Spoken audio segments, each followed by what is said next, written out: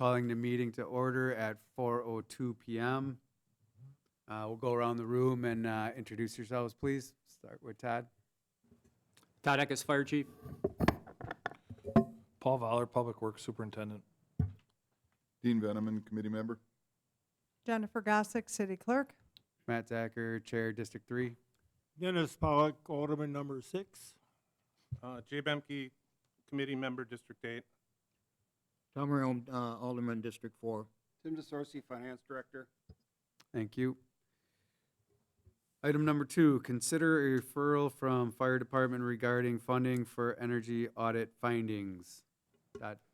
Okay, so at a request of Alderman Bemke, which I greatly appreciate, he was looking at our yearly summary and noticed how much we spent in electricity and gave me Sean Reimer's number. I called him up and brought him over. He brought Focus on Energy with him.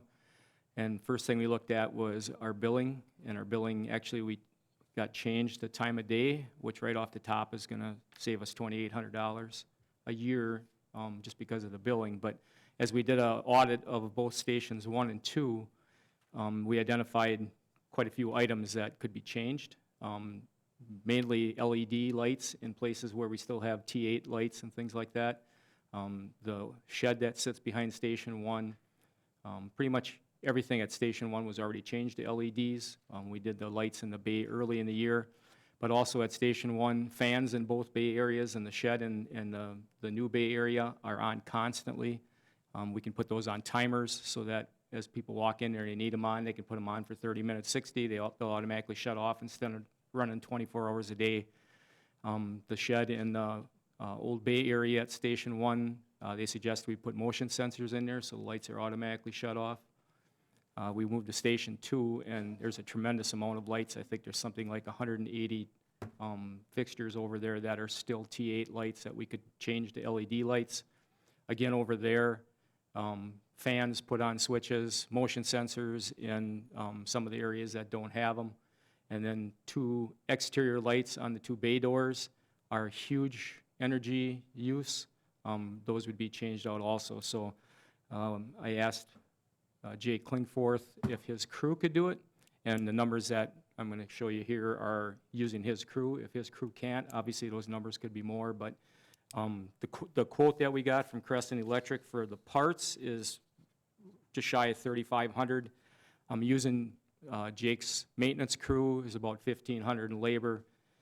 It's just a little shy of $200 for a lift, and if we put 500 or 10% of that down as contingency, that's like about $5,500 or $5,600, which is not in my budget or outlay. So talking with Sean and the gentleman from Focus on Energy, his name was Mike, I can't remember his last name.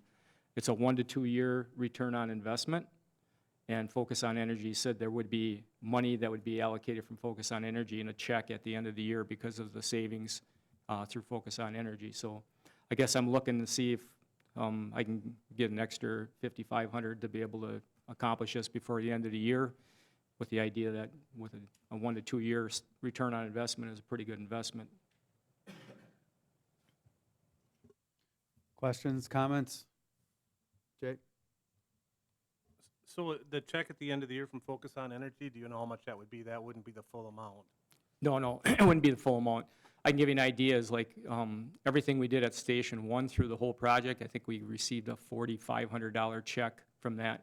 I don't know exactly what that would be. I guess we could make a call to that Mike, or maybe call to Sean to get an idea, but I don't know. I guess it all depends upon what you're putting in and replacing what you're replacing with what you're putting in as far as your money back. So what's your savings, basically? I guess the only other question I have would be for Tim, and do we have $5,500 someplace that we could? I'm sure we can find $5,500. Okay. Dean? Yep. Nothing. No question. Anyone else? I just have kind of a general question. Paul is here. Have you ever had energy audits done at the garage and any other buildings? No, we've never done any audits, but all of our stuff is switched over. We're not on T8s or anymore. Most of it is LEDs. It's the time of day thing, right, Todd? It was for us. I would think that it would even might be a little more for the garage, being that really nobody's there at night. That's where the savings comes, is the classification of the building for what we were. So we get a higher charge during the day, so we're actually getting charged more during the day, but from, don't quote me on the times, it's like 10 o'clock at night till 6 or 7 in the morning, the savings is in where we're getting charged in, and then our classification of a structure also is the whole weekend, the whole 24 hours, we get that lower rate of charge for the time of day. So in the end, it's a $2,800 savings for the 2 stations. Thank you. Is that $2,800 per year? That's correct, per year. And on top of that, you're looking at another savings just for the electricity, right? What they said was a 1 to 2 year return on investment. So what you'd save on top of that in 1 to 2 years, you'd pay for what you invested in it, this $5,500. So then after 2 years, you'd be making that on top of it yet besides. Okay. I don't know if this is off the wall question, is that savings then get paid back to, or does it stay in the fire department budget, or does it come back? How does that work? I would assume that, once you start to see those savings come through in next year's electrical, that, obviously their electrical charges will go down, so they won't have to budget as much. So theoretically, it should come out of their operating budget, but with lower electrical budget in future budgets. So Matt, when I do a budget, I look at, like through June, what did I spend, for example, electricity, what did I spend from January through June? Divide that by 6, and then times it by 12, and that's my projection for the next year. So if next year that electrical much that we spent, or that cost that we spent in June by next year is that much less, the budget for 2025 will reflect that lowering in the budget request. All right. Any other questions? Nope. What are your wishes? I'll make a motion to approve the funding for the findings of the energy audit for the fire department. Second. You got a motion by Bemke, seconded by Veneman to approve the motion. Any other questions or comments? Seeing none, I put it to a vote. All those in favor say aye. Aye. Aye. All those opposed say nay. Ayes have it, 3-0.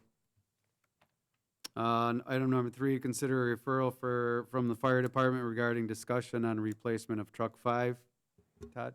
All right, this is a hard one, huh? So truck 5, I sent a letter out to everybody. I don't know if everybody would have got it through email yesterday, but basically trying to outline what we're looking for. So right now, truck 5 is a 1993 aerial, 100-foot. It's 30 years old this year. So through insurance services, ISO, who rates us as a fire department, which reflects on the insurance costs of individual residents, but more so in insurances. Their standard is any fire department needs a ladder if they have 5 buildings over 3 stories, or 32 feet or more in height to the ground, from ground to the eaves, or with 5 buildings that need a fire flow greater than 3,500 gallons per minute, or a mixture of the two.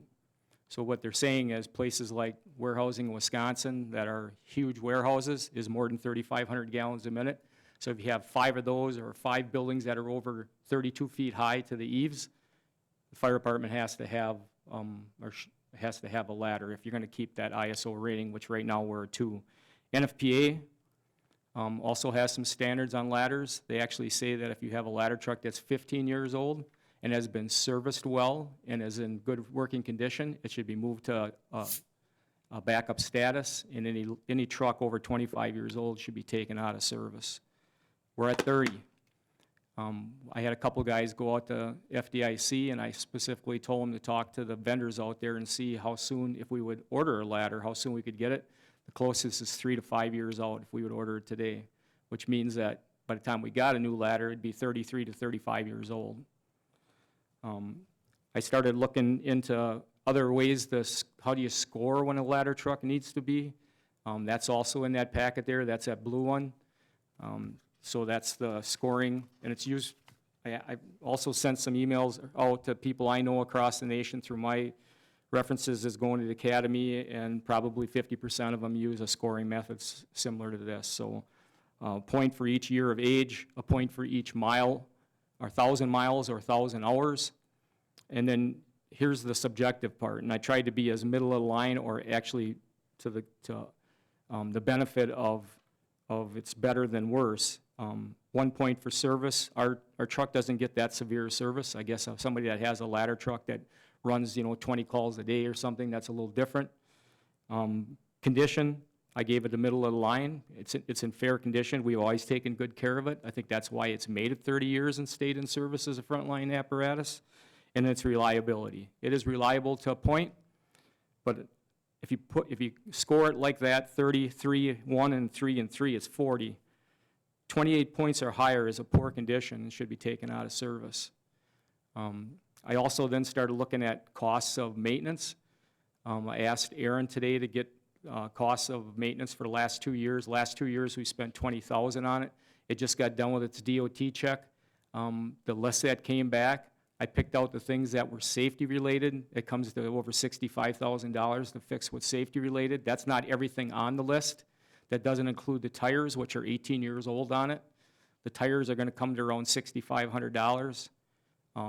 We're getting to the point where we're spending $80,000 to $90,000 in 3 years on that truck. And somewhere along the line, we're hitting a tipping point where it's time to replace it. So like anything else I've done in the past since I've been here is, I brought you a problem, but I'm going to bring you a solution, or what I think is at least the solution. One of the last sheets I gave you is our 20-year projection schedule that we were asked to make. I know they asked for 5 or 10, but we've already had a 20 out there. If you look on there, you can see that that ladder truck was scheduled to be replaced twice within the last, 6 years or 5 years, and it's been pushed back every time through that. It was scheduled to be replaced in 2026. That's why I started getting the guys going on specking it and getting ideas of what it's going to cost. I know it's a big cost, but here's my suggestion and solution. If you look at that 20-year projection, 2 years after the ladder is engine 2. It's my opinion we don't need to keep 2 frontline engines and a frontline ladder. I think if we would get rid of one of the engines in the truck and buy a new truck and keep that as a frontline piece of apparatus, we can spec that and have it built so it can run as an engine or a ladder. And what we're doing is we're taking 2 pieces of apparatus out of play that we're now paying maintenance on and replacing it with one. And between the 2, our engine right now is only 4 years old, engine 1, and our ladder truck will be, depending upon when we get it, 3 to 4 years old, and we'll have 2 pretty decent pieces of apparatus on front line that we're not going to have a lot of maintenance on. And we'll keep what's engine 2 now as a backup. When we don't have, if the ladder would have something it'd have to go to, like DOT checks or something like that, we can take our chances with mutual aid with surrounding departments. The problem with that is we can't guarantee a ladder is going to be there. If it's a time of day and they can't get personnel to do it. That's why we need to have a ladder. I know it's hard to say, and it's real easy to say, well, all our mutual aid partners got them. Why don't we rely on them? We can't be guaranteed we're going to get that ladder truck, and they're not meeting the ISO rating that we have to meet, being a city and the structures we got around. So I guess that's my suggestion. My other suggestion is we can apply for an AFG grant next year. They'll pay up to $800,000 on a fire truck. Can't guarantee we're going to get it, but there have been quite a few AFG grants that they've gotten trucks in the last few years I've been watching.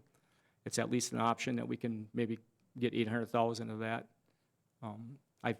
Because it's of the time frame of how far out these trucks are, I've been in contact with a couple of the builders, specifically Pierce, because that's who we generally deal with. They actually have a program if we get involved with, it's called BMO or BOM or something like that, and it's a truck that they can make. And she said, looking at our truck now, it meets pretty much all the standards of what they are, that they can get us one in 28 to 30 months, which means that if we do get an AFG grant, we can ask for continuance because it's not 4 or 5 years out that they would be allowed to use it. So there's some options there. Either way, that truck needs to be replaced. I'm trying to get some solutions for you that are financially responsible, but yet still a safety factor in there that we're going to meet, so. I'm not asking you to make a motion to get us a truck. What I'm doing is trying to get some idea of where are we going with this. And it takes literally 6 to 8 months to spec a vehicle. So even if we made an order today, it would be 6 or 8 months before we could get a spec in, and then you got to wait for a chassis before it to be built on. So the sooner we get the process going, the better the outcome is here. I won't see it the way it sounds, but I mean the way the time frame is. So, but we got to get something moving if we're going to replace that vehicle. Questions? Did you have something else, Todd? No, I was just going to say with that, I'd answer any questions anybody has. Questions, comments? Jake? I do have a few questions. Do you know how many hours are on that truck, Todd? Just about 3,000. Okay.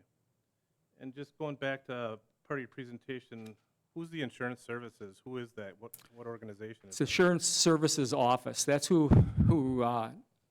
identifies and classifies fire departments, all right? So when you get insurance on your house or a business, it's a bigger break for commercial businesses, that's for sure. So when you get insurance on your house, the classification of the fire department, whether it's a 1 through a 9, determines how much insurance you pay on your house. And things that they look at is how close are you, how soon can your fire department get there, do they meet the ISO classification for what classification, 5, 6, 7, 1, 2? That the lower the number, the better the classification, the lower your insurance is. So you're talking about eliminating 2 trucks and replacing it with a 1, correct? That's correct. First of all, what happens to those trucks, and how do you determine how many trucks you need? I mean, is that something that you do, or you and your staff?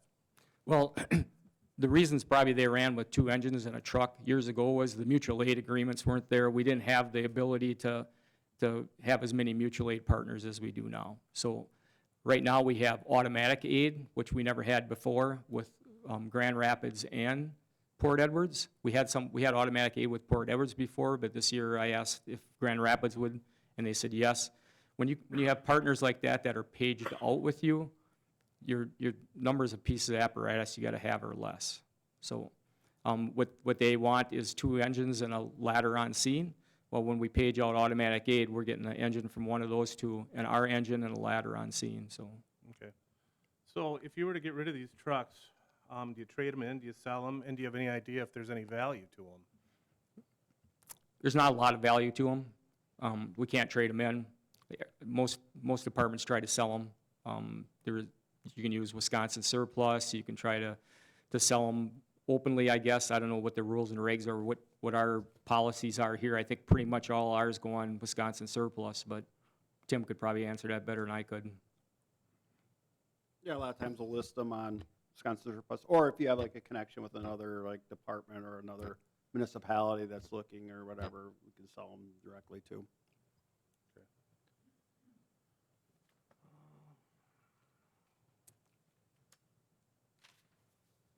I think the rest of what I had, you're probably covered in here, so thank you. Anyone else?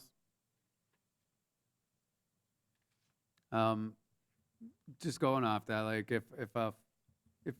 if we can't use this fire truck, that's what it's coming down to, the ladder truck. Can other communities use the truck, or is it decommissioned like across the board? I guess that's up to those communities, whether they want to rely on a 30-year-old truck or not. I guess we've got class 3 leaks in this thing right now that are going to cost a lot of money to get fixed because they're going to have to pull the bed off of it to get at some of these. I wouldn't want my firefighters up in a bucket with the hoses that are leaking for the tilt on the bucket, because if that lets loose, they're going like this and down they go. So there's a safety factor here. I wouldn't feel comfortable Like I said, we've done a lot of things. We're gonna pay a big bill this year to try to get this thing to where it's usable. Like I said, it's just to do the safety things is like $65,000, not including tires. The whole bill is probably gonna be $75,000. Any other questions or comments? Tom? Well, I think it's important that, I'm glad Chief brought this forward, because the time frame that it takes to get a truck. So I would hope that committee and the council would look at putting, some time frame into getting things started here to do something, to look at this for the amount of time that it takes. I know it's a big expensive item. I was here when we bought this one. I don't know if that's good or bad, but because of the time frame that it takes, you can't call somebody up and say, I want this, 2 months from now. That it's important to, I think, put the research into what we want to do, how we want to do it, go from, get rid of 2 and have for 1 or whatever it is, but the longer, it gets put off is that it's put off. At 3.5 years or whatever, it may stay at 3.5 years, but 6 months from now, that 3.5 would be 4 from now. So it's something that I don't think we should just sit on. Nobody likes to spend that type of money, but it's something that has to be done, and this truck has served us past its lifetime, really, and I really think we should look at putting into motion to what we want to do. You got to start to get there. So that's all I have. Tim? I guess I got a question. Have we, I understand like Buren has one, correct? The ladder. It may not be of the same. Say that again? Does Buren have a ladder truck? And No. they don't. Okay, so Grand Rapids does. Grand Rapids does, but it's not a not, bucket truck. It's nothing but a nozzle at the end of it. I don't know, obviously, the ins and outs of when a ladder truck is required, but, obviously Buren has a mill, which I would think would qualify them, or is it not? Or they just have one building that qualifies and thus they don't need a Yeah, ladder truck? I haven't done a look at what they have as far as how many buildings they have Okay. that are over. I mean, I'm just asking if we ever kind of regionally looked at, kind of having a ladder truck available to the region. Obviously, us being the full-time, fire department compared to the, the volunteers that surround us, that, obviously it makes sense for us to, house and, truck, but just having a, looking at kind of a cost share with that, and then with our automatic aid, kind of working something out that where maybe, that's available. I mean, obviously, I know that, obviously, we're responding to their fires, correct, on an automatic aid. Is that something that we've ever looked at as maybe going as a cost share with these other municipalities that, may require a ladder truck? I mean, I know it's hard to align the points in time of when they need them, but I was just wondering if those discussions ever occurred. That's not a discussion I've had with them. I'm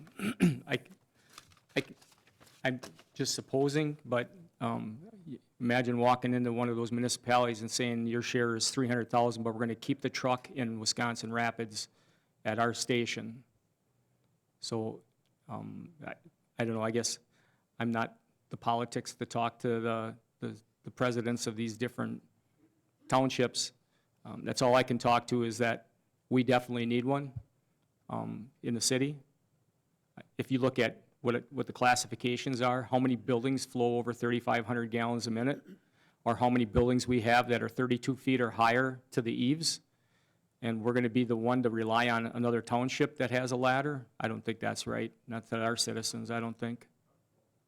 That's not what I'm saying. It was like, obviously, we would, being the, the bigger municipality area, probably the bigger need for it, obviously the bigger probably cost share. Obviously, it would be to where we would probably purchase and own it, but obviously it would be available so that in the future, they wouldn't have to expend for that type of, so we'd have one regionally. And that's what I was asking, if those discussions ever occurred. I haven't had any discussions with anybody like that. I mean, again, I would think that would come at a mayor township president level, I would think. I mean, am I wrong on that?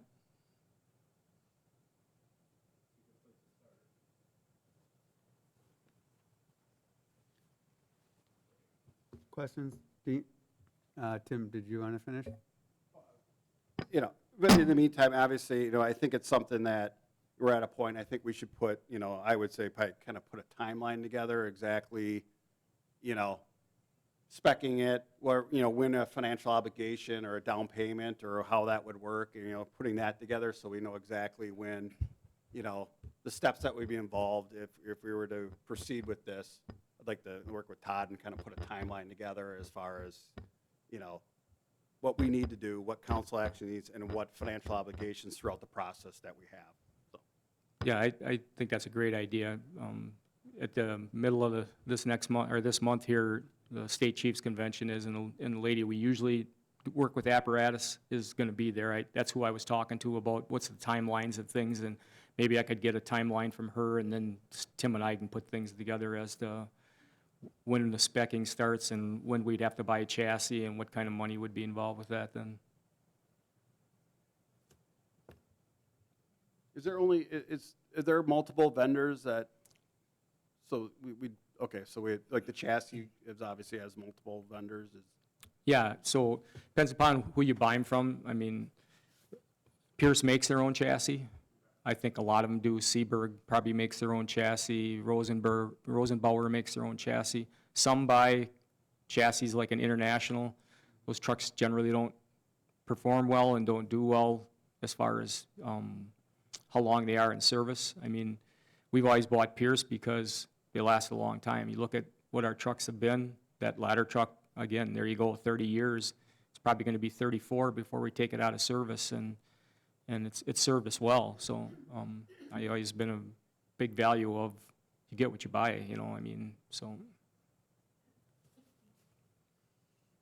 Dean? What do they mean in this by reserve status? The 15 years, or what do they mean by reserve status? Bigger departments have the benefit of being able to have a ladder truck in reserve status, so when their frontline ladder truck goes out of service for maintenance, or they have a failure, they can bring their reserve status up. We keep one vehicle in reserve status, so usually the engine we take out of service sits in reserve status. Okay. What used to be engine one, when the new one we bought, is sitting in the shed and back, and that's our reserve engine. It's engine 4 is what we call it. So anytime one of our frontline apparatus go in for DOT inspections or maintenance, that truck comes forward so that we're never down a emergency vehicle. Thank you. Dennis? Okay, thank you, Mr. Chairman. Chief, do you feel there's anything in your present budget or maybe even a future budget that you could put on hold, that you could apply toward this new purchase that you're seeking? Quite honestly, no. We were asked last year to make a budget and be very frugal with it, and that's what I did, and that's what we do. I know that we put money away, Tim, correct? Every year that goes into, I think there's money in there. I don't know the exact amount, $200 and some thousand. Is that right? it's like 187,000 There you for fire vehicles, and then we also have a separate account for like fire equipment, and that would be turnout gear, hose, and such. And then we also have an ambulance outlay where that pays for all our new ambulances and all the related equipment to outfit the ambulance. But realize when you pull from Peter to pay Paul like that, that means ambulances get pushed back, which I would not suggest, because right now our ambulances, when they're going out of service, have 200 to 250,000 miles on them. That means our fire equipment doesn't get replaced. Again, we were asked to be very frugal last year, and what we put in that budget is what we're going to use. So I don't know where you'd pull it from. Okay, thought I would just ask the question. I have one other question. Tim, you said there's X amount of money in a fund there for a new fire truck, or explain that, please? Right, yeah, we have a fire vehicle, but that, you know, that fund kind of is for the smaller, you know, something to the magnitude of a ladder truck is probably outside the scope of what is being put in there in an annual year. Because obviously, you know, when you look at all the equipment and building needs of the city as a whole, you know, to have put the money aside annually to fund all that is just cost prohibitive with all, you know, with having to fund just our services and things like that. So we pretty much most of our equipment, we have depreciation accounts that we fund with.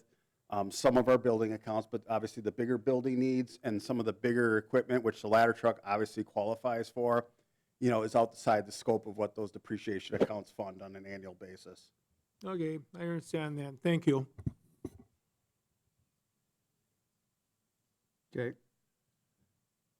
Thank you. So if I understand this correctly, Todd, this list from Red Power Diesel, is this all things that you're gonna have done to it this year? That list, I don't know if you have the highlighted one I had. That list right there is just the things that I saw were safety and things that we had to fix. And that comes that's that $60,000 one. So there's probably another 15 in there that are things that if we were, I mean, like they talk about corrosion on the suspension system. I mean, we're not going to do nothing with that if we're planning on getting rid of this in 3 or 4 years, because that's going to be another huge cost. And then the tires were not a part of that. I had called Mark today to get a quote on the tires, so. So it's $60,000, the estimate from Red Power Diesel. But those things are gonna be repaired? They should be, they're safety factors. Okay, thank you. I guess I just have one more question for Tim. If we were to push ahead with this, what are our financing options? Well, I mean, that's why I kind of asked, you know, when I said that we should put a timeline together depending on when a down payment is required, what is that down payment, you know, and obviously if we're not going to get receipt of the ladder truck in 3 to 5 years, it really depends on what that timeline looks like and where our financial obligations are. You know, obviously, you know, it's like we have some money in the, you know, the fire vehicle replacement account, but obviously that's, you know, it's a drop in the bucket, but you know, we do have, you know, other options as far as the AFG grant. Obviously, you know, we have some reserves that we could use to apply towards that for the purchase of it. But, you know, I always say, you know, because we have healthy reserves, but also we have looming out there is the mill tax appeal assessment that hasn't been resolved yet that could cost the city, you know, upwards of $1.6 million, depending on how that comes out. So that's why I kind of asked, you said that it'd be nice to work with Todd to put out a timeline and where those financial obligations occur, and then have a strategy as how we're going to fund it if we proceed with this. That was really all I was asking for, is that we can get this started and, like Tim said, put a timeline together and have a plan so that we don't just put it off another year and then we're 4.5 or 5 years out. So that's all I was really asking for at this meeting. So I'm curious, we've had the truck 30 years. It's been indoors for 30 years, has it not? Or like that one has always been protected, correct? Yeah, it's housed inside all the time. And it's got 3,000 hours on. Is there any way of knowing how many fires that truck actually responded to or was actually used at?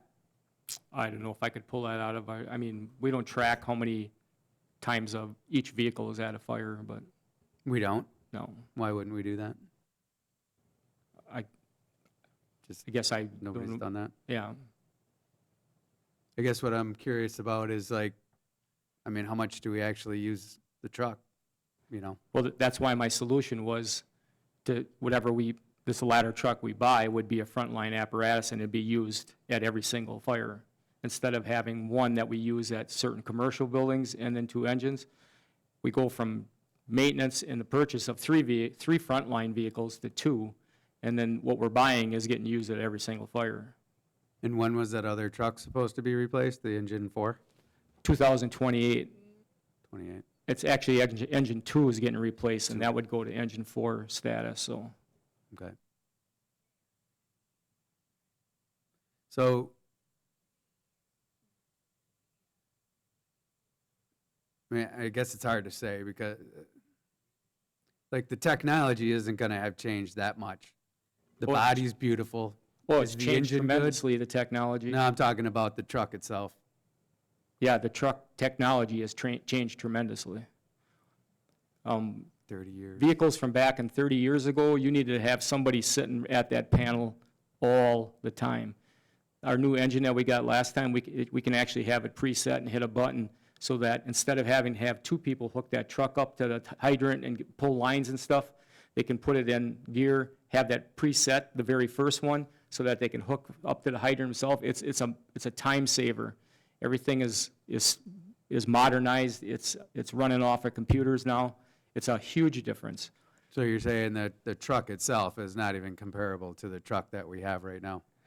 Actually, if you read the NFPA standard, if you're going to keep a vehicle past that 15-year mark, you're supposed to bring it up to modern-day standards, which would cost us more than the $70,000 that we're talking about here. They're talking about like markings on the outside, the chevrons and stuff that are the new safety standards when it comes to OSHA and DOT. We haven't done that. I don't think anybody's going to enforce it, but that and the idea of the technology that are in these trucks now is a huge difference. Those are still hand crank valves. The operator can push a button now and the valves will open up when we're talking about the valves that are coming from hydrants or to the hoses themselves. Somebody doesn't have to go over there and manually open a valve. Technology is tremendously different on a truck. Doesn't that run some, I would assume that runs some risks in and of itself if you're depending on the electronic switch versus manual? Well, everything's still got a manual override if you have to as a safety factor. Okay. So I guess, I think you're answering my question in the sense that what you're saying is okay, the bells and whistles, like what makes it like awesome, I guess for lack of a better word, in today's standards versus what it was 30 years ago. But the meat and potatoes of the truck, that's a good truck, right? Like the truck that we're going to get rid of is a pretty solid truck, I would assume. The engine, the transmission, it hasn't been run all that much. It's been inside this whole time. Just because it's been inside doesn't mean that it hasn't ran. I mean, it's still, when you've got them on a scene, they're still running constantly. I think the proof is in what the cost is going to be this year just to fix it, to bring it up to a safety standard. $70,000 in 1 year, almost $90,000 in the last 2 or 3 years. That's going to continue to get worse. So somewhere along the line, where do you stop patching holes? Well, true, but the other truck's going to cost money to fix too. Like that's not going to go away. Maybe for a year or two, but it's going to, any machine's like that. You always have the upkeep of a machine when you buy it. So my last question would be, so if what you just said before, if we spent this much, like if we actually upgraded it, do we know what that, I mean, we have this machine, and if we upgraded the machine all at one time, because we're not just talking about $70,000, we're talking about $2.2 million for the new truck. So we have really $2.2 million to work with if we can take the machine that we have and upgrade it. Is that, and what that would look like? I don't know of anybody that takes an old truck like that and would upgrade it to the new standards. All right, thank you. The other thing we need to think about is, I know people don't like NFPA standards, but the thing is, that's the standard we're held to. If that truck gets in an accident, or a firefighter falls from that because it's failed, or dies because it failed, or injured, the first thing that happens in investigation is, was your vehicle up to the NFPA standard? That's the first thing that comes into any court or any investigation. That vehicle's not up to NFPA standard. So I don't like that liability. I don't think the city should like that liability. I don't think anybody likes that liability. Well, Right. but it's there. Thank you. Anybody else have questions, comments? What are your wishes?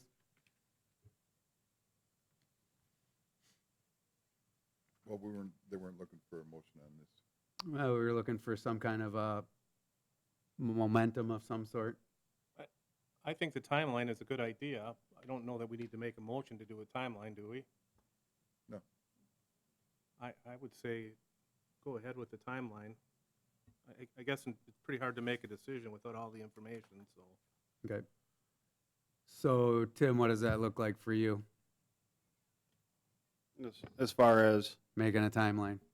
yeah, I mean, I think I'll work with Todd and we'll kind of put something together and just timeline it out, and I think we just kind of just hold this item over till, to the, future meeting, depending on when we get that done, and discuss it, finish that up and discuss it then. All right, do you need anything else from us right now?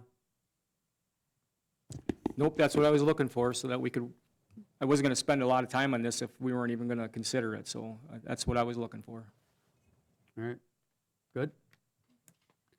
All right, item 4, consider a referral. Thank you, Chief, appreciate your time.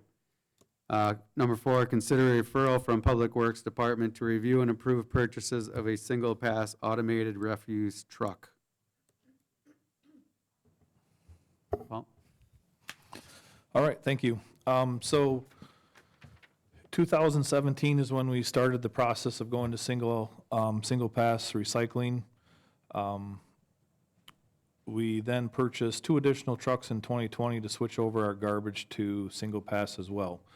So currently, our fleet has a 2010, 2017, and then 2 2020 trucks.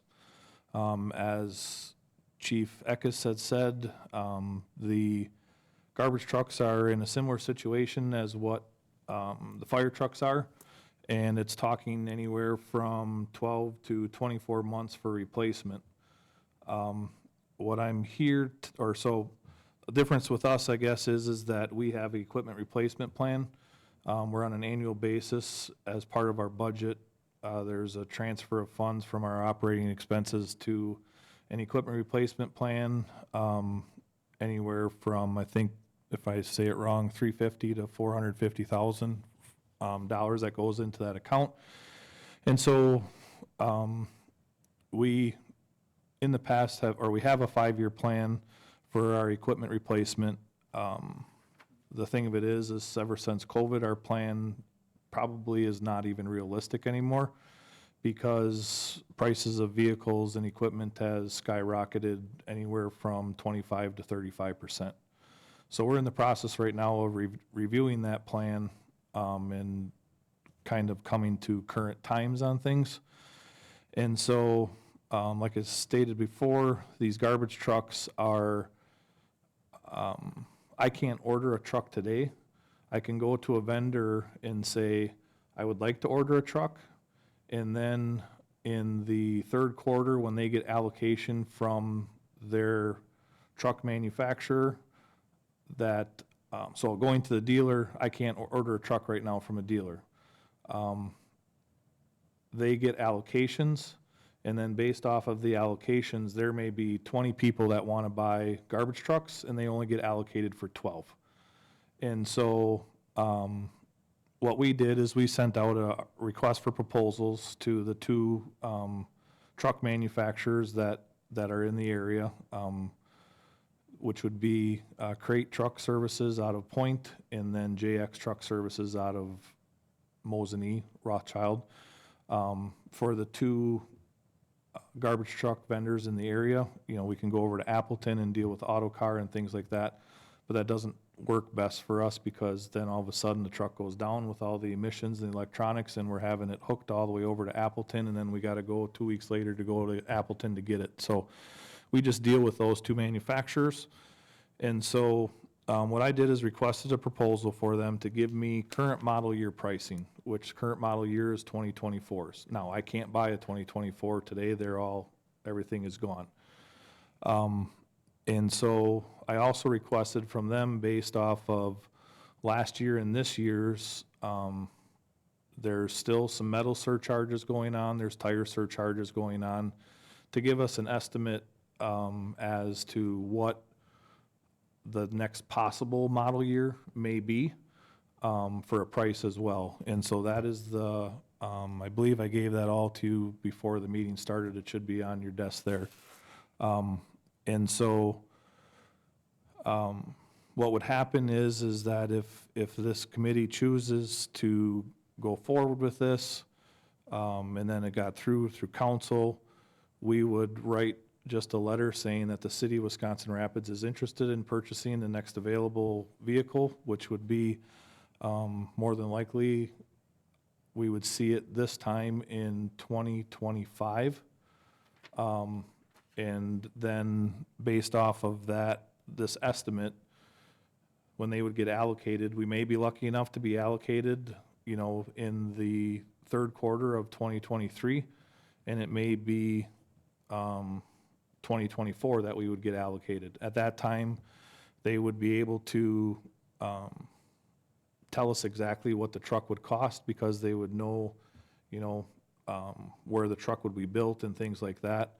And then hopefully that would fall less than the estimates that we included here. You know, this truck, the truck that it would be replacing, like I say, is a spare truck. If we were getting a truck in '25, that would be taking a truck that has been in service, you know, every single day of the week, averaging about 1,800 hours a year, and would be putting that truck right around 10,000 hours on it, which is okay on the truck. But one of the things that happened to us, must be, what, 6 years ago, is we had 10-year-old trucks that we stuck $40,000 into it, that the truck was worth $12,000 when we wanted to get rid of it. So then we kept it longer and things like that. One of the other things that we're trying to beat is, so first of all, body wear. You know, those have the single pass arms on them that each truck picks up about 900 stops a day. So it gets significant wear, not worn out by any means, you know, right now, but we're looking, you know, 6 years down the road, because we'd take that oldest truck and that would become our spare. The other thing is that this truck would be put into brand new into the recycling part of things. And because the glass in the recycling, it's extremely abrasive, we do order the trucks with 450 Hardox. And we only let them stay in recycling for 3 years, so there's a lot of life left in them. Part of it is the recommendation from the manufacturers that, you know, there's still value into them instead of being, you know, driven to the scrapyard type thing or whatever, you know. But that's where we came up with our holding on to them for 12 years, running them hard for 9, and then being a spare for the last 3. So that being said, you know, the current pricing for a Mack is $356,280, and the Peterbilt is $364,78. With the current exhaust filters and everything like that, it's my recommendation, with all the different electric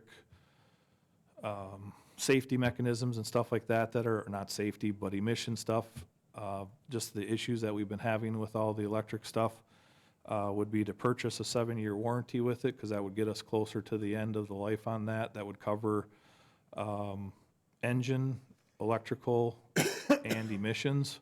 And again, the Mack has a longer warranty for less, or same warranty for less money, that's covering the same. And then the body would match the current bodies that we have with Labries that are now, instead of step equipment, it's now Arnow. So the current price on the truck would be $356,280. The anticipated truck, if it was in '25, would be $387,290. So it's kind of, they're thinking that it's somewhat peaking. You know, for a while there, it was 35% increases annually, and now we're pretty close to being consistent around that 10 to 12% range. So again, that could change tomorrow, you know, but things that right now, so there would be no reason to do any additional budgeting. That's already included typically on our annual budget. Like I say, we are reviewing our equipment replacement plan right now because of you know, some of our trucks that pickup trucks even that we had budgeted, you know, 2 years ago were $50,000, and now the current estimate for the exact same truck is 72. So we're going through and really looking at our list and seeing if there's stuff that we have to run longer because we don't have the additional funds, you know. But looking and prioritizing the major things. I think I started to go down this branch and I didn't finish it, but they're also talking with diesel engines, highway-rated diesel engines, to be going through to Tier 5 on the exhaust, which is going, right now is, you know, that's what you use urea for. Right now, it's a mess, and they're talking about necking them down to 50% of what the current standards are. So they're talking just rough estimates, because nobody has even started on this stuff yet. They're talking anywhere from 35 to 45,000 just for the exhaust to meet those current standards, and that's I may have heard him wrong. I can't tell. I feel like he said that it was going to be in 27, but it may have been in the 2027 model year, which would be 2026. So. All right. Questions, comments? Jay? Just quickly, one for Tim. Do you know off the top of your head what we've got in that fund right now? The year start with a budget, which would be a carryover of approximately just shy of 600,000 from the prior year, and then another estimated 450 in the budget. And I do believe we have some encumbrances, about 200 and some thousand, so about 776 is in that fund right now. Okay, thank you. And then for Paul, so I know you said this is probably 2 years out, but what do you have on your list for '24, and how are you doing on your list from last year? Are we current with everything? Is everything you ordered in? And Yeah, so one of the biggest things was, you know, we were hoping to upgrade one of the street sweepers, and that just totally blindsided me, because last year we started, you know, the budget cycle early, and that was one of the pieces of equipment that was on there, and that actually went up 25% twice last year. So we're like $40,000 short on that, so I requested some information from that vendor, because they have some 4 or 5 year old models that they have municipalities that lease them from them. So they're coming off of leases that they actually have 2/3 of the hours on stuff exactly the same as what we have already in ours, so we're sweeping more than those other municipalities. We are still messing around with dump trucks. That was from '23 actually that we started on those. And I'm gonna probably, I may come back to you on, in July with that same type of thing, and/or we may simply just kind of rebuild those trucks to try to get through this current cycle from COVID and everybody trying to catch up and things like that. when you say come back in July, are you referring to the dump trucks? Yeah, yep, I'm going to, like I say, the biggest part is that, you know, in dump trucks, there's a little bit more of a different market than just municipal, where garbage, obviously, there's commercial garbage people out there as well. But I've gone to vendors 2 different times asking them about allocations and pricing and things like that, and just keep missing it type thing. And so I'm gonna do this exact same thing and just write an RFP and try to get on their list, because they're not coming back to me when they have allocation, so. So everything else, though, didn't you have a backhoe and excavator or something on your list? Is Yep, that got delivered, that's what Tim was speaking of. We had, in 2023, so what we have left is the excavator just got delivered on yesterday. Depending upon when Tim looked at it, because later last week, our drive-on lift that we had got delivered for the mechanic shop. And depending upon when Tim looked at it, that may not have been paid yet. That was like $125,000. The excavator was $218,000. We have a brine system that we're looking at purchasing. That's like right around $25,000 that we have pricing for. Waiting for the second vendor to get back to me on that so that we can write a PO on that. And instead of purchasing a centerline painter machine, We are going to partner with the city of Stevens Point, because that machine typically ran for 50 hours a year. And so they have a machine identical to what we were looking at purchasing, so we're probably going to rent that, do a interdepartmental agreement and rent that from them on an annual basis, because they use theirs for a month and a half and then it sits as well. So trying to come up with different methods so that we can meet this exaggerated pricing. I get, it's not exaggerated, it's just stuff that's being forced, you know, so to kind of buy some time. Thank you. Any other questions? What's the status of the rest of the fleet, the $50,000 trucks that are now 72? Are we in pretty good shape? Yeah, we are. We have a, I'm gonna guess, I think it's a 16-year-old pickup truck down at the sign shop that we were kind of waiting to see what we were gonna do with that centerline machine, because what I was originally looking at, instead of having a standalone machine, it was going to be an insert, for lack of better terms, that you put into the back of a truck. And I didn't want to go and buy a new half-ton pickup truck, and then all of a sudden we need a 3/4 ton. And so now that we're kind of moving in this direction, we can get that on the list, and we'll probably end up kind of shuffling some stuff around, just because that, I think at the time, about 5 years ago, that truck had, I'd be guessing, but it was less than 50,000 miles on it, and then the one that was purchased at the exact same time had 80,000 miles. So we flip-flopped them around so that when they get to this end of life, that they're both have over 100,000 miles, and, you know, and they're done. So we'll probably do the same thing with that. Thank you. Anyone else?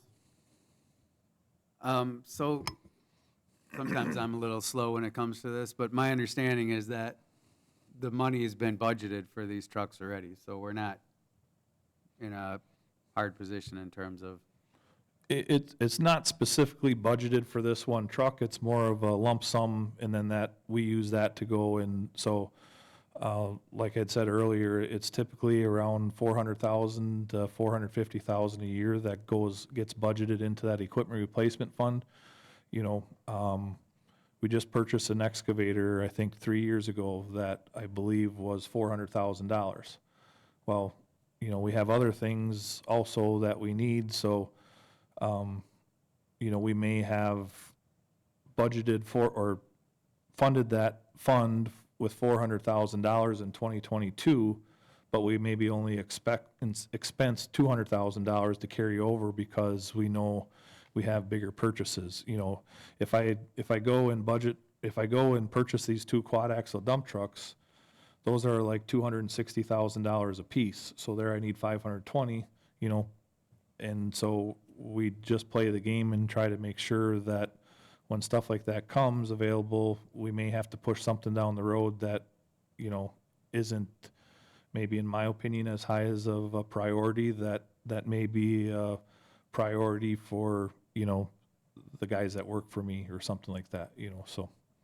we ever looked into if it's even an option for leasing those garbage trucks? So to my knowledge, there is only one place anywhere close. So back in 2020, when we went into the garbage business, we were in the same situation that we are right now, where it was 24 months in order for us to get trucks. And at the time, we had the recycling truck and a spare, and you know, it was kind of one of those deals where we just jumped both feet in. And down in Ohio, there's a truck company called Big Truck Rentals that we rented a truck from for 18 months until our truck that we purchased came in. I believe, I shouldn't even say because it's a total guess, but I feel like we paid $4,000 a month for rent on that truck. It was one of those, I've had those discussions with other vendors, you know, like with the street sweeper and things like that, because you know, I was, I think, $45,000 short or something like that on that sweeper. And again, I believe it's a 2002 that we still have in service yet, but we put, you know, to your question before, we put 250 hours on it a year. And the other one that we kind of want to move to the spare is getting to that 75% of the life, you know, motor life and things like that. And so we looked at different things, and, you know, the biggest problem is you're having the vendor finance it for you then, you know, so then you're paying 6% on, or more probably sometimes, and stuff. And I'm doing an activity with that vendor on the street sweeper right now, to look at what the cost of it is. Unfortunately, I got to lean on Tim on a lot of that stuff, because some of that stuff is a little bit over the top of my head, you know, when it comes to, you know, the different terms and things like that, so. Thank you. Tim, I mean, my experience, I know it costs probably more in the end to lease, but have we looked into those options for some of this bigger equipment and what it would take to lease versus own, or pretty much? Well, yeah, I mean, you know, it's an analysis you have to do. It all depends on the piece of equipment, how long, what your expected usage of it each year. Because obviously, when you lease an equipment, what the vendor is going to do is saying, okay, I have, you know, I have a brand new piece of equipment. You're going to lease it for, say, a year. Well, the depreciation is this, so my salvage, you know, my value after that is, so my lease payment is going to recover that plus a finance charge, you know. And also going into the, you know, the lease, you know, evaluation is that if you're going to keep you know, if you're going to do a longer lease, you know, is it a capital lease? Are you going to assume the piece of equipment at the end of the lease? You know, because then basically you're just borrowing for it, right? Mm-hmm. You know, if it's an operating lease where we're going to lease it for 2-3 years, and then, you know, obviously the vendor's going to take it back, but then now you got to go out and get a new piece of equipment, right? So you're constantly paying for that new, and in, you know, in that situation, the analysis is, you know, looking at what you truly think your maintenance costs are, because, you know, theoretically, if you do operation leases, you know, theoretically, you're not going to be sticking as many maintenance dollars into that, and it's really coming up to what is the cost of that maintenance that you're avoiding compared to owner and renting. So it really depends on what the exact piece of equipment is and how long you intend to do it. So Yeah, I would assume with these big pieces of equipment, you get a few years where maybe you don't put much into it, but then after that, the expenses start growing and growing, versus being able to get those 4 or 5 years out and then turn it over, so we're not dealing with that. But again, I understand that the lease is more expensive, but in the long run, I don't know how the money would turn out. I kind of wish Chief was still here, because, I mean, we're really talking about the same conversation, I guess. Just one quick question, not to put you on the spot, but we knew this, you know, the fire trucks are the fire trucks. It's not like they're new on the scene or anything. Like, how come we don't have a specific, whatever you call it, for, you know, savings account for the big fire trucks? well, as I alluded to earlier, is that, you know, from a budgetary standpoint, if you're to anticipate every building need, every major equipment need, every operational need, you know, you only have X amount of tax levy dollars, correct? You know, you got to pay for your operations. So a lot of times, some of these bigger ticket items are outside the scope of what is feasible to budget on an annual basis. Because, you know, say you take the ladder truck and you say, you know, okay, 15 years, theoretically, it's supposed to be put in reserve or replaced. That's $150,000 that you have to put aside, budget and put aside just for that each and every year in order to replace that piece of equipment. We did the same thing with the fire station renovation. You know, there's certain things that, you know, we do include and we do pay for out of depreciation funds, but over the years, you know, it's just been cost prohibitive. You know, levy limits prevented us from, like, you know, our levy can only go up so much. So even if you got even a new, look at the aquatic center, okay? So are we supposed to be putting aside, let's see, what, 12 million divided by 20 years to replace that facility? It's just not feasible to fit that in the budget. Right. So a lot of our equipment street equipment, our smaller, our vehicles and things like that, some of our building needs, we have been able to, have these depreciation accounts and pay for out of pocket. But some of these things are just too large a ticket items that over the years that they just not been able to be fit into the budget under, depending on whether it's levy limits or, I know in past that some of these have been reduced to keep the tax rate the same. So, there's a variety of factors that go into that, but I would say to anticipate every single building and equipment need or future unknown equipment needs, to put that and anticipate and put that in the budget is just not feasible under current budget constraints. But we are still working towards the capital, and you and Mayor Blazer talked about a capital improvement plan. Right. That's- And we do have pieces of it. It's just Yeah. more of it getting it under one comprehensive. I mean, I think we're equipment, we do a very good job. Some of our buildings, need a little bit more, but, I know that there's, people look at certain buildings and have done analysis. It's kind of just bringing it all together. Good. Thank you. Did you have something else you wanted to add, Tim? Yeah, Alderman Zachary, I was just going to say, if you would like, I still get emails from that big truck rental down in Ohio. And I'd be more than happy to reach out to them and see, what the rates on the monthly lease would be, for, I imagine you can do a 3-year or 6-year type situation with that, just see what their recommendation. I mean, that's the business that they're in. I mean, they buy these trucks and build these trucks. They build it just like the one that I spec'd out. And that's what their business is. They rent them to different people, and have them available, and then they sell them after they get them back off a lease, or sell them to those organizations or whatever, just to see what that information is Okay. for future, so. Yeah, it wouldn't be bad. I just had this thought, I don't know if this is the right time or not, but it's a single arm, is that what you call it? Single side? Yep, single you- pass. Single pass. Did you ever, because I noticed the truck's got to go down and then go back around, and did we ever look at, I mean, they make them where there's 2 arms, like double pass, where you can go on both sides and save the gas time? No, No, they don't. Just a no, single because pass. it only reaches 12 feet. Most of our roads are 32 feet wide, so, Yeah, you'd have to you'd have- go back and forth. yep. And then you're going against traffic, and then Oh, yeah, that's- somebody'd be on their cell phone and they'd rip the arm off and, Yeah, yeah. or run into a fence or. All right, thanks. Any other questions?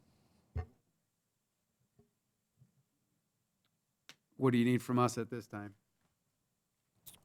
I think the biggest thing would be to,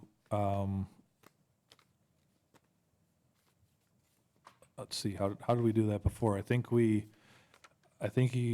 committee made a motion, to approve a purchase of a single axle refuse truck or single pass refuse truck, not to exceed 387, 298.50. That met specifications, I believe, how we did it last time. What are your wishes? I'll make a motion to approve a single pass automated refuse truck. I guess my only question is, you're still a couple years out from this, and do we want to tie a number to this? You're going to have to replace that truck, right? I mean, Tim, any advice on tying numbers to these now?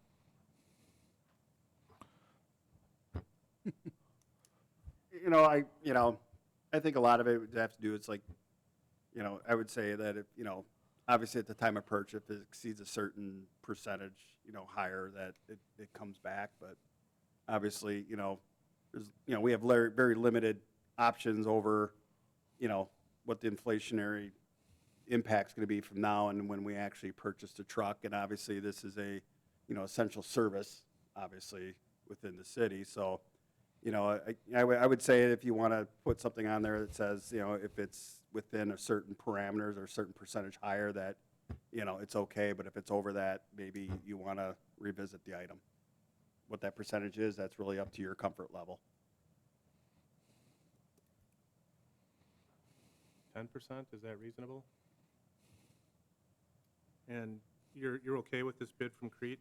Yes, I spoke with Mark in the shop, and I'm actually going to take so one of the positives to this is that it's a little bit bigger cab, and so now, we have someone that's like 6'2", So there's a little bit more space in there. We're gonna go over to Stevens Point and take a look at one to make sure, so. Okay. And that's so- also the same one that we had rented as well, sorry. Okay. So my motion would be, approve the purchase of a single-pass automated refuse truck at $387,298 and not to exceed 10% over that, without coming back for committee or council approval. I'll I'll second. go ahead. I'll second it. So I got a motion by Bemke, seconded by Zacher. Any questions or comments? Seeing none, I move to a vote. All those in favor say aye. All right. Aye. Aye. All those opposed say nay. Ayes have it, 3-0. Thank you. Thanks, Paul. Item number 5, consider for approval a taxi cab license renewal application from Randy Wyas for Gotta Go Taxi LLC.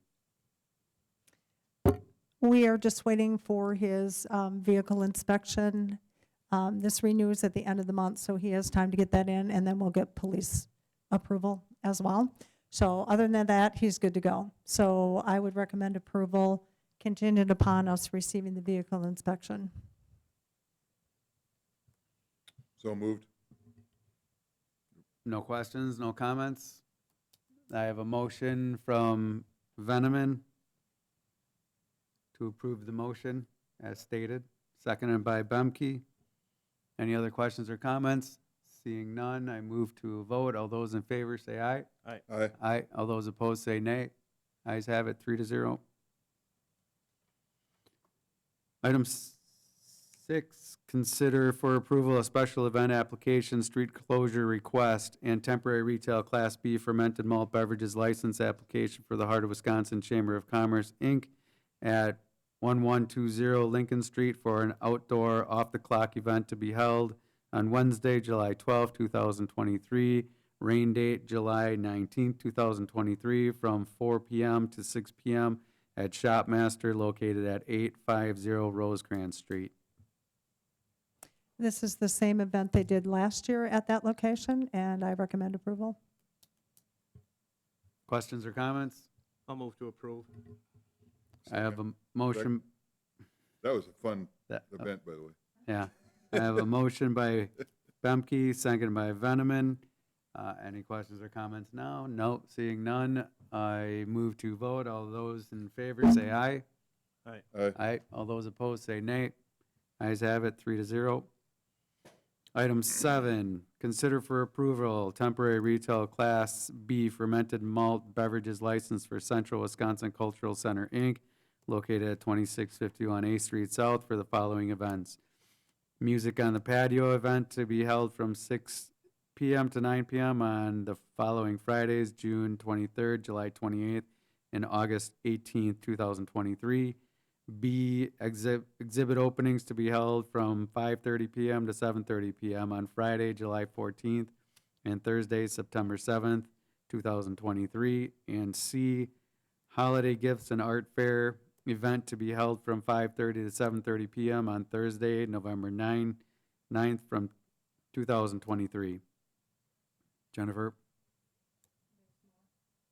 Oh, I'm sorry, and a temporary retail Class B fermented malt beverages license and temporary retail Class B wine license for an Art on Tap event to be held from 5:30 p.m. to 8:30 p.m. on Saturday, October 7th, 2023. These should be all good to go, so I recommend approval. Thank you. Any questions or comments? Seeing none, what are your wishes? I'll move to approve, and I did slide down last Friday night. It's a nice event, too. I highly recommend that. Take a Friday afternoon or Friday evening and go check it out. Sounds good. I'll second the motion. So I got a motion by Bemke, second by Zacher. Questions or comments? Seeing none, put to a vote. All those in favor say aye. Aye. Aye. All those opposed say nay. Ayes have it, 3-0. Item 8, consider for approval a temporary retail Class B fermented malt beverages license and a temporary retail Class B wine license for Assumption Athletic Association at 445 Chestnut Street for a Royal Golf Scramble event to be held Friday, July 21st, 2023, from 5 p.m. to 9:30 p.m.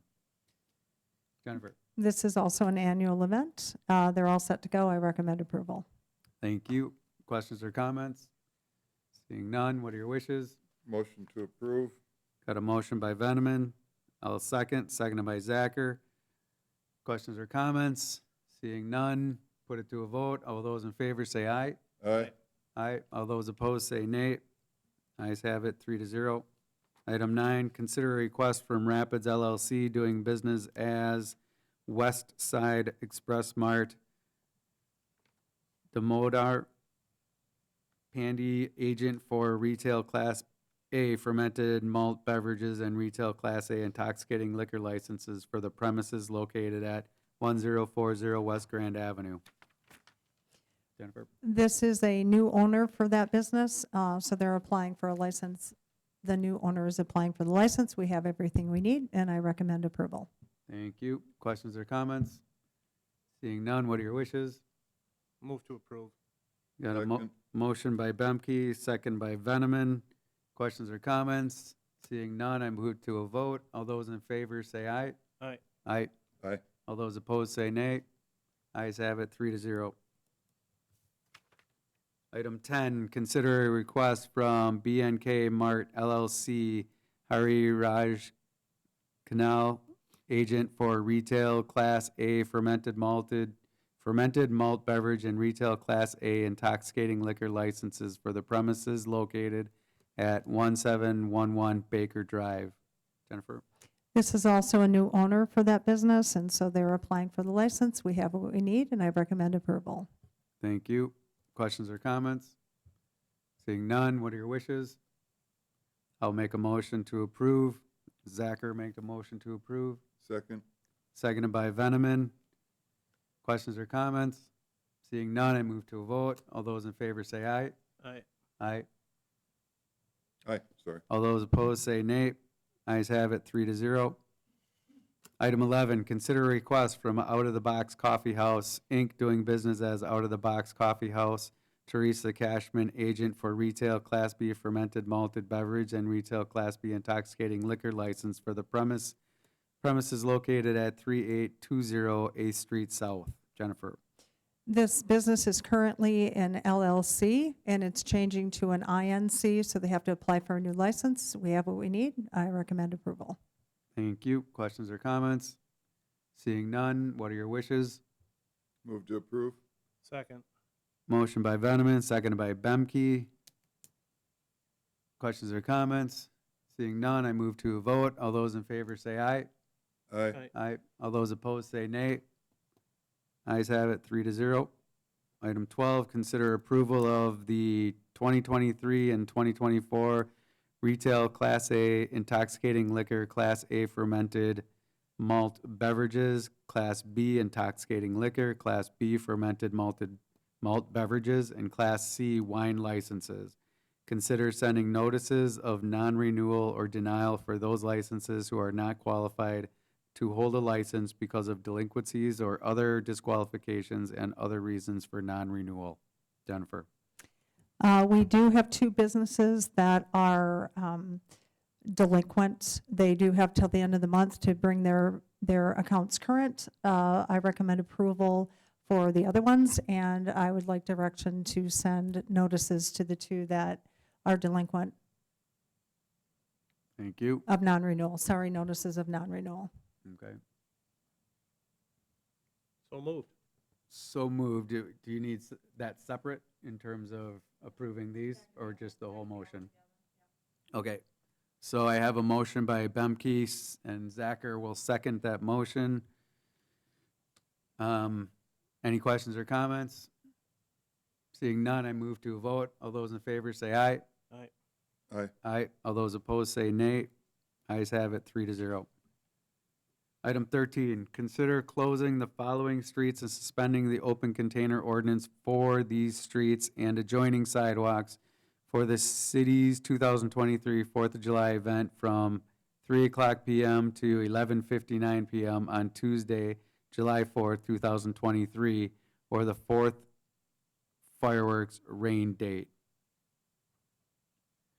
Second Street from East Jackson Street to Mead Street, Mead, Locust, Witter, Pine, Walnut, Maple, and Birch Streets from Second Street South to Third Street South, Oak Street from Second Street North to Third Street North, First Street North from East Jackson Street to Second Street North, Grand Avenue from Third Street to Third Avenue, First Avenue South from West Grand Avenue to Chase Street, Johnson and Goggins Streets from First Avenue South to Third Avenue South, and Second Avenue South from West Grand Avenue to Johnson Street. Jennifer? This is the same event we do every year with the same street closings, so I recommend approval. Thank you. Any questions or comments? Seeing none, what are your wishes? Move to approve? Got a motion by Veneman, seconded by Zacher to approve. Any questions or comments? Seeing none, I put to a vote. All those in favor say aye. Aye. Aye. Aye. All those opposed say nay. Ayes have it, 3-0. Item 14, consider recommendation from Statewide Services to deny a claim from Dan Rotter for vehicle damage allegedly caused by a loose chunk of concrete in the roadway on A Street on April 27, 2023. Tim? Right, the claim was submitted to our insurance company, and is included in the packet is the denial, the letter from the statewide services recommending denial, and by denying the claim because they found that the city had no liability, it just basically shortens up the statutory limitations to 6 months, that the person that filed the claim has basically 6 months to pursue further legal action if they would like to. So I recommend Thank you. Questions or comments? What are your wishes? Excuse me, I'll make a motion to deny the claim. Got it. Second? Got a motion by Bemke, seconded by Veneman. Any further questions or comments? Seeing none, I move to a vote. All those in favor say aye. Aye. Aye. Aye. All those opposed say nay. Ayes have it, 3-0. Item 15, 2023 Budget Amendment Number 2. Tim? Okay, the budget amendment was included in your packet, and basically it was when the 2023 budget was approved in November. At that point, the non-union wage increase of 3% was not included in those budgets. It was put into contingency. So now that that wage increase was approved earlier this year, I think maybe even back in December, the resolution basically is calculating that 3% cost for the wages and associated fringe benefits and transferring out of contingency to the appropriate operating accounts. Also in the budget resolution, there's a few grants that we received, and that's appropriating those grant revenue funds over to the appropriate expenditure account. So if you have any questions, I'll be happy to answer them. Any questions or comments? It's all cut and dry. I'll make a motion to approve. Second. I got a motion by Zacher, seconded by Bemke. Any further questions or comments? Seeing none, I move to a vote. All those in favor say aye. Aye. Aye. All those opposed say nay. Ayes have it, 3-0. Item 16, budget discussion. I asked Tim to go ahead and just put this on, as him and I are talking about the budget and just kind of getting things straight. So it'll be ongoing on the agenda every month, and go from there. If we don't have anything to talk about at the time, we will table it till the next month. Does anybody have anything they want to comment on the budget at this point? Any updates?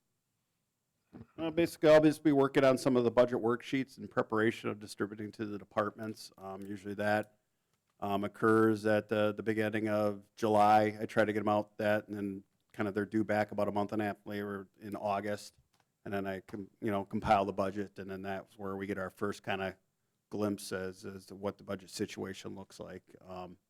The only other thing on the horizon as far as budget, I don't know if everyone's heard at the state with the shared revenue that there was a recommendation coming out of the legislature as far as increasing shared revenue. I think that's probably one of the first times since I've seen it increase in my tenure here. I mean, I think the shared revenue formula was frozen back in the early 2000s, and actually we've actually received some reductions in the shared revenue. And I think the one most notable reduction in shared revenue was when Act 10 was adopted, And that's where in Act 10, where the employer used to pick up 100% of the WRS, Wisconsin Retirement System contribution, they used to pick up the employee share.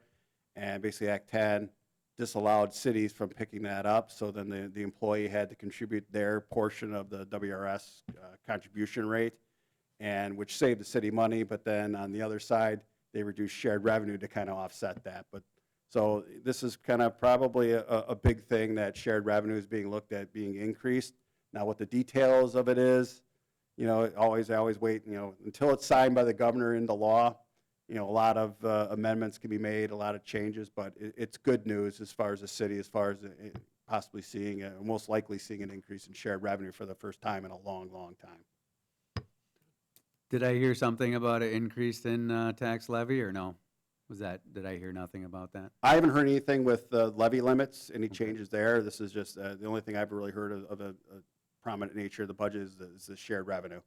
Has there been any talk about the, with the debt ceiling agreement that they came to, that was gonna creep all the way down to states and ask for money back? Have we heard anything about As that? far as like the ARPA funds that we received, there's gonna be no clawback of those funds. So, Okay. so what we receive, we will not, municipalities won't have to, rebate that back to the federal government. So there'll be no clawback provision in the debt ceiling bill Okay. for those funds. All right, that's good news. Any other questions or comments on the budget at this point? All right, moving on to item 17, audit of the bills. Jay, I'll make a motion to approve checks number 16968 to checks number 17333. all right, I got a motion by Bemke, a second by Zacher to approve the bills. Any questions or comments? Seeing none, I move to a vote. All those in favor say aye. Aye. Aye. All those opposed say nay. Ayes have it, 3-0. Set next meeting date. The next meeting date will be July 4th, at 4 o'clock. Is that- July 4th, 4th of July? Will not be July 4th. Sorry, I don't think that quick. All right, so, You want to do the 5th, or do you want to do? yeah, so what are your wishes? you Move it to the guys? following. Is that the following week? Is that too close to council? Not necessarily.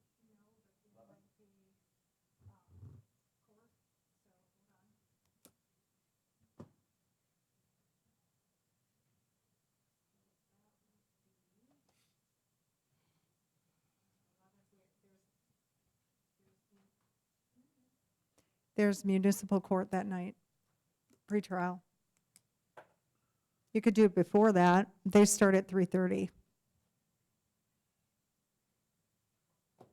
Or we could go into, What about the Wednesday, the Yeah, I was gonna 5th? say the 5th, that would be You see, doable. they have court that day too.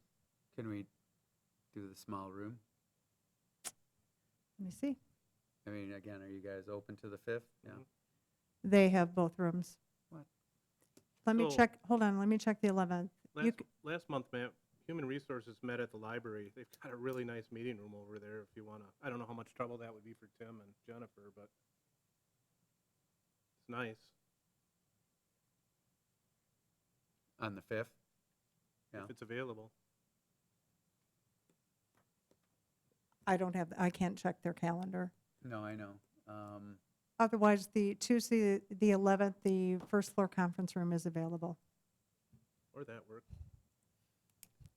I'm open to that. I guess we would just have to check with them ahead of time, probably. It's a very nice facility they have over there, and Yeah. they're more than happy to have us if it's open. Okay. What are your thoughts on, for now, July 11th in the conference room? It's fine with me. Dean? that's fine for me. All right. July 11th at 4 o'clock in the conference room. And item 19, adjournment. Matt, before we adjourn, I'd Yep. like to turn a referral in to put the ARPA funds on July's agenda, Okay. or start the discussion on the ARPA funds.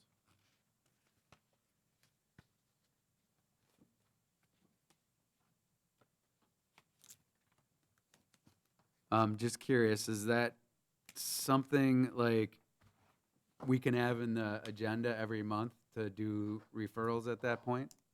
To talk referrals over? It's not how we've done it, but is that doable? It's fine with me. Like I what? usually, yeah. If I get the referral, I send it to you, but Mhm. if you have referrals that haven't been turned in, it's up to you guys. I mean, do you want to, like, just have that as an ongoing thing? That way it's open for, I think we need to start, it's been a while since we've talked about these funds, and I think we need to get the discussion going again. I know there's probably some new ideas floating around on possible uses for that, so I think it would be good if we would start the discussion, and I think next month would be a good time, so. all right. So, you got it? Thank you. Anybody else have anything before we adjourn? All right. Back to adjournment. I'll make a motion to adjourn. I'll second it. So I got a motion by Zacher, seconded by Bemke and Veneman, and now just go with Bemke. And all those in favor say aye. All right. Aye. All those opposed say nay. Ayes have it, 3-0. Adjourn at 5:33 PM. Thank you, guys and girls.